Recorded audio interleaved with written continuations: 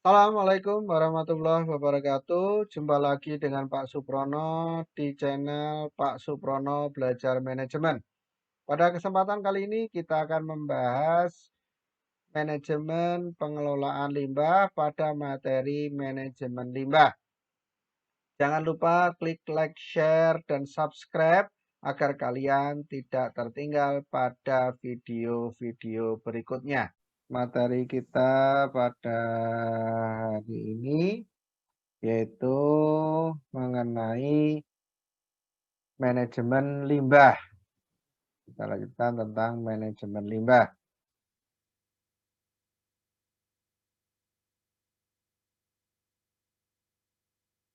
Nah, jadi yang dimaksud dengan manajemen limbah itu merupakan salah satu upaya dalam rangka mencapai produksi bersih yang merupakan bagian dari sertifikasi ISO 14000.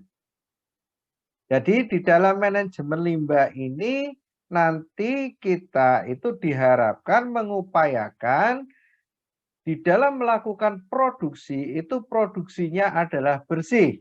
Produksi bersih itu bagaimana? Produksi yang meminimalisasi adanya limbah. Atau jika memang harus muncul limbah, maka limbah tersebut aman ketika dibuang ke lingkungan. Nah, sertifikasi atau lisensi suatu perusahaan itu telah menerapkan manajemen limbah itu adalah ISO 14000. ISO itu singkatan dari International Standard Operation. Jadi di dalam manajemen limbah ini harapannya produsen yang memproduksi suatu barang dan jasa itu nanti barang-barang tersebut atau jasa tersebut tidak mencemari lingkungan sekitarnya. Pada dasarnya manajemen limbah dapat dilakukan dengan berbagai cara. Jadi di dalam melakukan produksi bersih ini banyak sekali cara yang bisa dilakukan. Ya, seperti yang sebelumnya pernah kita bahas, yaitu bahwa bisa dengan mulai pemilihan bahan baku yang tidak mencemari lingkungan. Atau bisa jadi kita menggunakan alat-alat untuk produksi yang tuntas alias tidak menghasilkan sisa-sisa hasil produksi. Dan banyak sekali. Nah, pengolahan limbah pada dasarnya merupakan upaya mengurangi volume, konsentrasi atau bahaya setelah limbah keluar dari proses produksi. Atau istilahnya end of pipe melalui proses fisika, kimia, dan atau hayati. Jadi sebenarnya pengelolaan limbah ini diharapkan untuk dapat mengurangi volume, konsentrasi atau bahaya dari limbah yang keluar dari suatu proses produksi. Inilah yang diharapkan kita mempelajari manajemen limbah ini. Jadi ketika nanti diterapkan di perusahaan atau di dunia industri, ini harapannya dengan adanya manajemen limbah ini, hasil atau sisa hasil produksi yang keluar dari proses produksi itu tidak membahayakan lingkungan sekitarnya.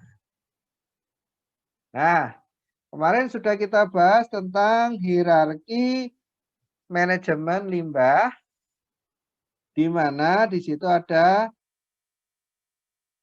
waste prevention, kemudian ada source reduction, ada kemudian recycling, ada treatment, ada disposal. Jadi di sini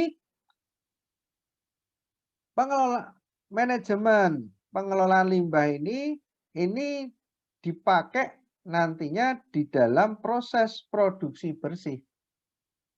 Di proses produksi bersih ini nanti tidak akan jauh dari hierarki ini. Jadi di dalam proses produksi itu nantinya memperhatikan hierarki ini. Tidak mengesampingkan, tetapi betul-betul memperhatikan hierarki ini. Kalau suatu proses produksi di situ nantinya sisa-sisa hasil produksi masih bisa dipakai lagi, ya dipakai lagi. Kan gitu.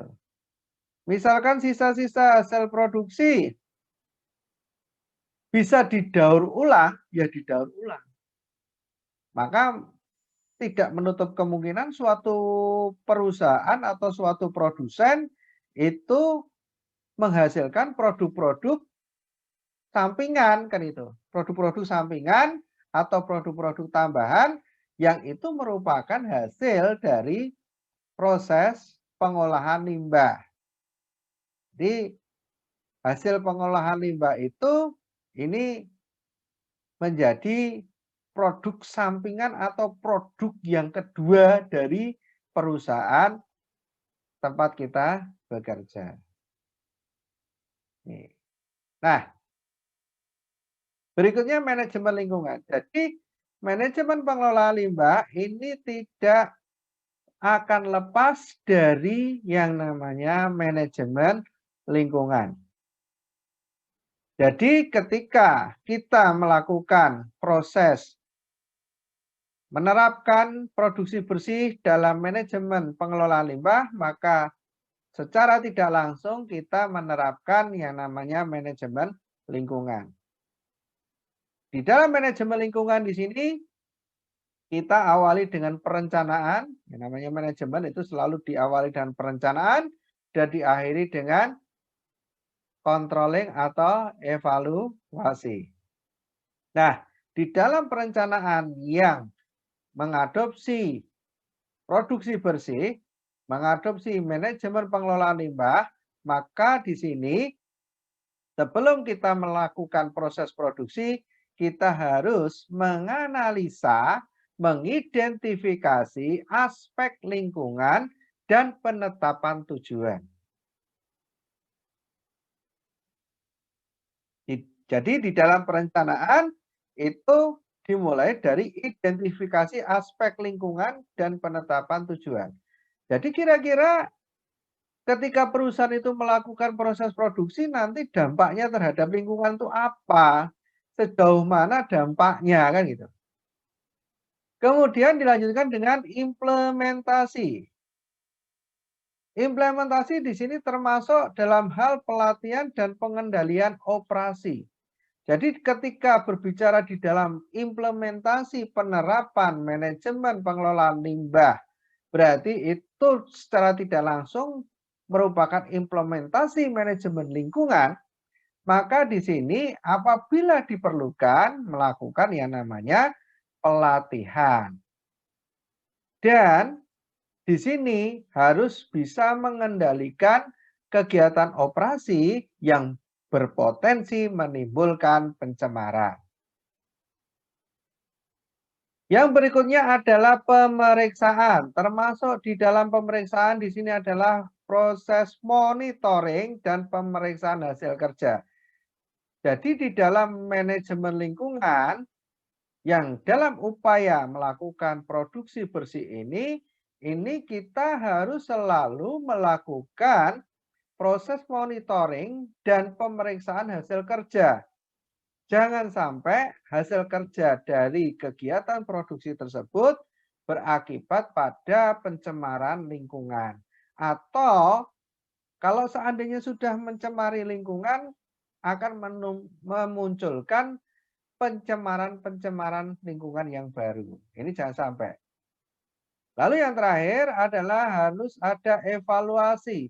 Di dalam evaluasi ini termasuk evaluasi adalah kemajuan kerja dan perbaikan sistem. Jadi di dalam pengelolaan manajemen limbah ini harus ada kemajuan kerja. Kalau sebelumnya misalkan proses produksi selalu mencemari lingkungan, maka untuk saat ini kira-kira bisa tidak mencemari lingkungan. Atau kalau seandainya mencemari lingkungan, pencemarannya sangatlah minim. Ini. Nah,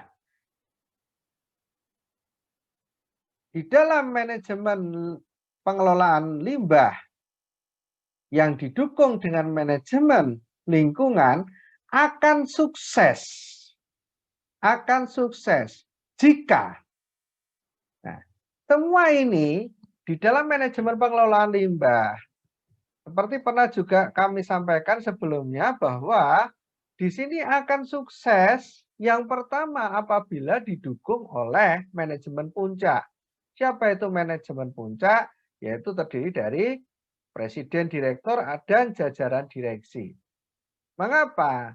Kalau manajemen pengelolaan limbah yang mengarah kepada manajemen lingkungan tersebut tidak didukung oleh manajemen puncak, maka hal tersebut tidak akan memiliki dampak yang positif. Maka harus didukung oleh manajemen puncak. Yang logis adalah bahwa di dalam pengelolaan manajemen limbah ini semuanya berbasis kepada biaya. Nah, biaya di sini kalau tidak di-ACC oleh manajemen puncak, maka hal itu tidak akan berdampak apapun karena biaya tersebut tidak akan keluar. Maka dari itu ini perlu dukungan dari manajemen puncak. Nah, supaya manajemen puncak itu dia berkenan mendukung program kita, maka dia harus diberi wawasan tentang manajemen lingkungan. Sehingga mereka tidak hanya berpikir pada profit, tetapi juga pada lingkungan. Nah, manajemen pengelolaan limbah ini akan sukses jika yang kedua adalah fokus pada peningkatan berkelanjutan. Pengelolaan limbah ini tidak bisa kita cuma berhenti di saat ini saja, tetapi akan terus berkembang. Mengapa? Karena limbah-limbah yang muncul, yang dihasilkan oleh suatu proses produksi itu tidak hanya sekian saja tidak, tetapi pasti akan terus bertambah. Dan jenisnya pasti nanti beraneka ragam. Mengapa? Karena sekarang ini yang namanya kebutuhan, selera dari konsumen itu terus berubah. Nah, terus berubah ini berarti produsen atau perusahaan harus terus bisa mengimbangi selera ataupun keinginan dari konsumen. Nah, jelas di sini nanti limbah yang dihasilkan itu tidak hanya sampai di sini, pasti terus akan berkembang dan itu tingkat keberatannya itu semakin berat, bukannya semakin ringan. Nah, makanya perlu adanya fokus pada peningkatan pengelolaan manajemen limbah ini secara berkelanjutan. Kemudian akan sukses jika sederhana. Jadi membuat program manajemen pengelolaan limbah ini yang berbasis lingkungan ini tidak perlu membuat program yang terlalu rumit atau membuat program yang terlalu tinggi atau muluk-muluk, tetapi cukup membuat program yang sederhana, fleksibel, dinamis, mengikuti perubahan lingkungan. Jadi manajemen pengelolaan limbah di sini tidak perlu membuat suatu program yang sangat mahal, rumit, tidak perlu. Cukup membuat program yang sederhana saja, fleksibel, dan dinamis mengikuti perubahan lingkungan. Lalu yang ketiga, ini yang sangat penting adalah bahwa di dalam pengelolaan manajemen limbah ini harus cocok atau sesuai dengan budaya organisasi. Oleh karena itu, supaya sesuai dengan budaya organisasi, kita harus membangun yang namanya budaya produksi bersih. Ya, jangan ya mohon maaf, Ketika terjadi wabah, ya, lalu orang berbondong-bondong, selalu pakai masker, cuci tangan, dan sebagainya. Tetapi di luar itu sudah tidak lagi. Nah, ini tidak ada artinya. Nah, produksi bersih ini sebenarnya penerapannya seperti itu secara simpel. Jadi yang namanya produksi bersih itu misalkan contoh, apa yang membuat kotor kan itu? Misalkan contoh adalah seorang wanita yang rambutnya panjang. Di situ di industri makanan. Nah, ini kan berpeluang yang namanya rambut rontok itu berpeluang. Tangan kotor kena makanan itu juga berpeluang. Maka untuk menguranginya gimana? Buat program rambut ukuran seberapa. Kalau rambutnya panjang maka diberi topi atau pengikat untuk mengikat rambut sehingga tidak mudah tercecer kemana-mana. Ini adalah budaya. Nah, budaya organisasi ini harus diarahkan ke sana. Kemudian yang kelima adalah supaya sukses itu kita harus ada kepedulian dan keterlibatan semua pihak. Jadi di sini tidak hanya pihak dari perusahaan, tetapi juga konsumennya dan juga stakeholder yang lainnya seperti pemerintah. Jadi ketika berbicara manajemen pengelolaan limbah ini tidak bisa hanya berbicara satu tempat saja atau dari satu sisi tetapi banyak sisi. Produsennya sudah melakukan produksi bersih, konsumennya tidak mengkonsumsi secara bersih ya tidak ada artinya. Kan misalkan aja sebuah warung makan di situ sudah ditata bersih sekali. Dan di situ sudah disediakan ready tempat sampah yang strategis, tempat cuci tangan dan sebagainya. Tetapi ketemu konsumen yang jorok, asal buang bungkus dan sebagainya, ya menjadi kotor lagi. Ini. Maka perlu yang namanya kepedulian. Nah, manfaat dari manajemen pengelola limbah ini yang berbasis manajemen lingkungan adalah yang pertama, ini bisa meningkatkan kinerja lingkungan.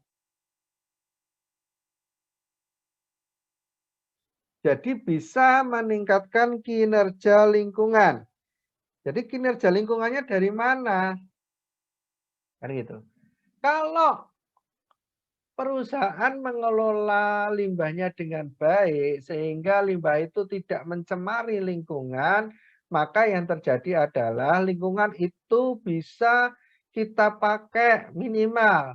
Contoh pohon-pohonan, kalau pohon-pohonan itu hidup, maka dia bisa kita manfaatkan untuk sebagai stok oksigen bagi kita.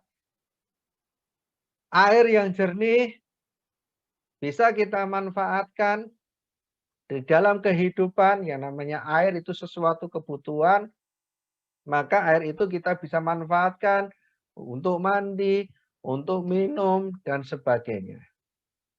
Karena airnya jernih, tidak tercemari oleh limbah-limbah yang berbahaya, maka yang terjadi di situ hiduplah ikan-ikan. Nah, ketika ikan itu hidup, maka kita bisa dapat stok protein dari keberadaan ikan-ikan tersebut. Lalu yang kedua adalah dengan penerapan manajemen pengelola limbah ini dapat mengurangi atau menghilangkan keluhan masyarakat terhadap dampak lingkungan. Jadi kalau perusahaan menerapkan produksi bersih yang meminimalisasi adanya waste atau limbah, ini akan mengurangi atau bahkan bila perlu bisa menghilangkan keluhan-keluhan masyarakat atas limbah tersebut. Coba seandainya kita tidak menerapkan seperti itu, perusahaan buang limbah sembarangan, maka setiap hari yang ada adalah keluhan-keluhan masyarakat. Bau nggak enak, suara bising, debu di mana-mana, ini adalah sesuatu hal yang menjadi keluhan masyarakat. Nah, kalau kita biarkan gimana? Kalau kita biarkan ini berdampak kepada konsumen kita. Konsumen kita pasti akan menjauh semua dan tidak jadi membeli produk-produk milik kita. Berikutnya adalah manfaat yang ketiga adalah mencegah polusi dan melindungi sumber daya alam. Selain mencegah polusi, limbah kita olah dengan baik, ini juga bisa melindungi sumber daya alam. Siapa yang memakai sumber daya alam? Yang memakai ya kita dan anak cucu kita. Maka dengan adanya pengelolaan produksi dengan berbasis manajemen limbah tersebut, ini dapat mencegah terjadinya polusi. Kalau polusi bisa dicegah, maka muncul yang keempat adalah mengurangi risiko. Mengurangi resiko. Resiko apa? Resiko segala hal. Kayak itu. Misalkan contoh, debu, yaitu limbah dari gas. Resikonya apa? Resikonya masyarakat sekitar kita bisa terkena bronkitis, TBC dan sebagainya. Nah, ini adalah salah satu risiko. Nah, kalau pengelolaan itu secara bersih, risiko kecelakaan kerja pun juga bisa dihindari. Yang kelima, kegiatan manajemen pengelolaan limbah ini bisa menarik pelanggan dan pasar baru yang mensyaratkan penggunaan manajemen pengelolaan limbah. Ya kan itu. Jadi ada syarat AMDAL. Beberapa negara itu mensyaratkan produk-produk dari negara yang mengekspor barang ke mereka itu harus bersertifikasi, misalkan ISO 14000. Nah, ketika perusahaan kita itu sudah ada sertifikasi tersebut, secara tidak langsung kita akan membuka pasar baru. Kalau pasar baru terjadi, pelanggan baru. Ini yang terjadi. Nah, lalu yang berikutnya adalah manfaat yang diperoleh menaikkan efisiensi dan mengurangi biaya. Sering dibantah, lah ini kan kalau mengelola seperti ini kan malah menambah biaya. Kenapa kok bisa mengurangi biaya? Memang secara de facto itu menambah biaya. Tapi secara kenyataan yang lain ini sebenarnya mengurangi biaya. Menguranginya biaya gimana? Mengurangi biaya dari apa? Resiko yang muncul. Kenapa? Resiko yang muncul itu akan membawa dampak yang lebih mahal, yang lebih besar daripada hanya sekedar biaya produksi. Ini yang terjadi. Makanya jangan sampai muncul resiko-resiko yang ada. Nih, efisiensi dan mengurangi biayanya di situ. Kemudian di sini bisa meningkatkan moral karyawan. Nah, moralnya di mana kan itu? Ya paling tidak sekarang coba saja kalau ini diterapkan, maka yang terjadi karyawan itu mau membuang sampah saja sembarangan itu pasti akan mikir 2 kali. Mau membuang sampah sembarangan itu pasti akan mikir 2 kali. Nah, ini kan berarti meningkatkan moralitas karyawan. Dan pasti ketika nanti itu sudah banyak yang melakukan, ada satu karyawan yang lupa, pasti akan ditegur oleh temannya yang lain. Ini. Lalu yang berikutnya adalah meningkatkan kesan baik di masyarakat, pemerintah, dan investor. Ya, sekarang coba aja misalkan kita belanja di sebuah toko. Kita belanja di sebuah toko, di situ tokonya bersih, tertata rapi, kan? Pasti kan kita selaku konsumen akan merasa senang. Dan kesan kita itu tidak pernah ada yang negatif. Pasti positif semua. Bahkan tidak sadar mungkin harga sebenarnya di toko itu adalah yang paling mahal, itu sampai tidak sadar kita. Yang ada adalah kesan positif semua. Ini gara-gara apa? Gara-gara perusahaan menerapkan manajemen pengelolaan limbah berbasis lingkungan. Nih, yang terakhir adalah di sini meningkatkan tanggung jawab dan kepedulian karyawan terhadap lingkungan.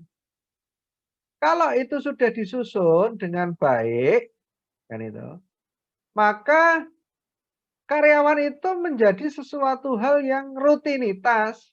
Karena sudah terbiasa buang sampah pada tempatnya, ya maka menjadi rutinitas. Nah, rutinitas itu merupakan rutinitas yang baik. Berikutnya adalah integrasi aspek lingkungan.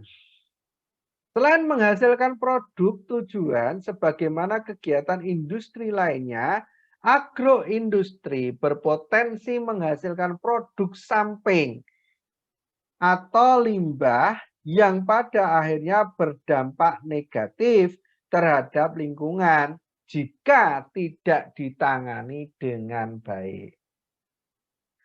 Jadi limbah ini kalau tidak ditangani dengan baik, ya akhirnya itu berdampak negatif pada lingkungan sekitar kita. Makanya harus ditangani dengan benar. Supaya apa? Tidak berdampak pada lingkungan. Integrasi aspek lingkungan di sini akan mengajak produsen untuk konsekuensi terhadap meningkatnya jumlah dan volume limbah yang berarti peningkatan pencemaran dan kerusakan lingkungan. Nah, ini menjadi suatu konsekuensi logis. Bagi siapa? Bagi semua yang berkomitmen di dalam manajemen pengelolaan limbah.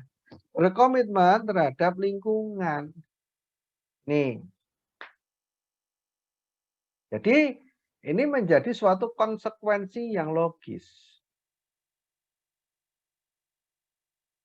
Integrasi aspek lingkungan yang berikutnya adalah analisis manfaat biaya atau cost benefit analysis merupakan salah satu instrumen untuk mengevaluasi kelayakan suatu proyek agroindustri.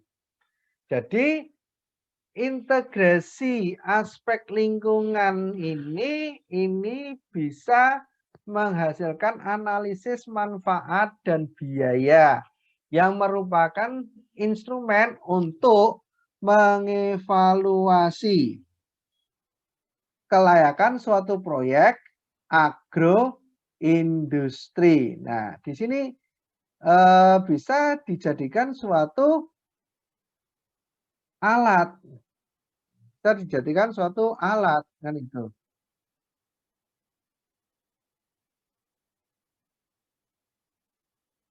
Bisa dijadikan suatu alat untuk sebagai evaluasi kelayakan suatu proyek agroindustri.